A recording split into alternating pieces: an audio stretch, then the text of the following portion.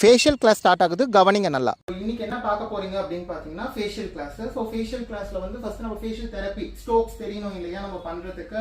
And நம்ம Sharmi's beauty கிளினிக்ல ஃபேஷியலோட result வந்து எக்ஸாக்டா நல்லா இருக்குன்னு சொல்லி நிறைய பேர் வராங்க இல்லையா. ஸோ அதுக்கான ப்ராசஸ்ல டைல்யூஷன் வாட்டர் அப்படின்றது இதை வந்து நம்ம பண்ணக்கூடிய அந்த ஃபேஷியல் பவுல்ல மிக்ஸ் பண்ணிக்கணும். ஸோ இந்த வாட்டர் வந்து நம்ம கிளாஸஸ்ல சொல்லி கொடுத்த மாதிரி பண்ணணும். சரிங்களா, மிக்ஸ் பண்ணிக்கோங்க. நீங்க கொஞ்சம் யூஸ் பண்ணிக்கோங்க, அவங்களுக்கு கொஞ்சம் கொடுத்துருங்க.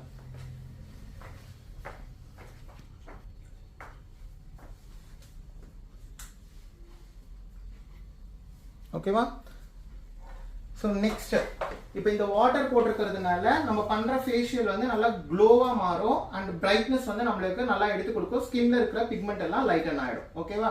இப்போ பண்ண போற ஸ்ட்ரோக்ஸ்க்கு வந்து என்ன மென்ஷன் பண்ணிருக்கோம், நம்ம தெரப்பியோட கண்டென்ட் வந்து மென்ஷன் பண்ணிருக்கோம். ஸோ தெரப்பியோட கண்டென்ட்ல எந்தெந்த ஆங்கிள் டைரக்ஷன்ஸ் நம்ம போட்டிருக்கோமோ அந்தந்த டைரக்ஷன்ஸ்ல ஸ்ட்ரோக்ஸ் போகணும். ஸோ இப்போ நான் மேல போட்டிருக்கேன்னா நான் இங்க கையில இப்படி பண்றேன்னா நீங்க இதே மாதிரி பண்ணணும்.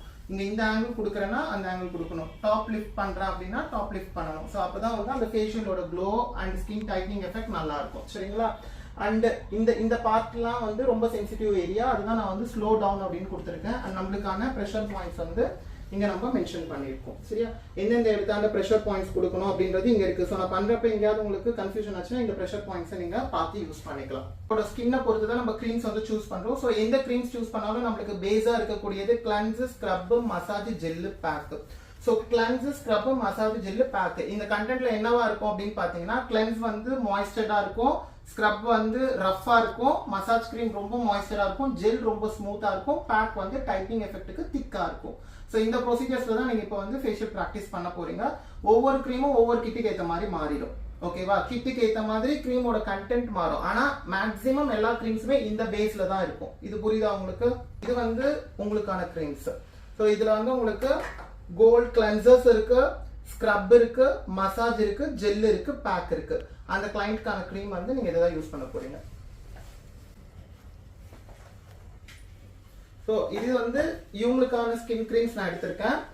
இது உங்களுக்கான க்ரீம். ஓகேவா. ஸோ இப்போ அவங்களுக்கு என்ன சொல்லணும் அதே கண்டென்ட் தான். Cold cleansing, scrub, massage, gel, pack. ஓகேவா. ஸோ நீங்க அதை டச் பண்றப்பவே உங்களுக்கு அந்த ஃபீல்ஸ் தெரியும். இப்போ ஃபர்ஸ்ட் நம்ம ஸ்கின்னுக்கு பண்றதுக்கு முன்னாடி என்ன பண்ணணும் அப்படின்னு பாத்தீங்கன்னா ஃபேஸை வந்து கிளீன் பண்ணணும். ஸோ அந்த வந்திருப்பாங்க இல்லையா, வாட்டர் ஸ்ப்ரே பண்ணிக்கோங்க.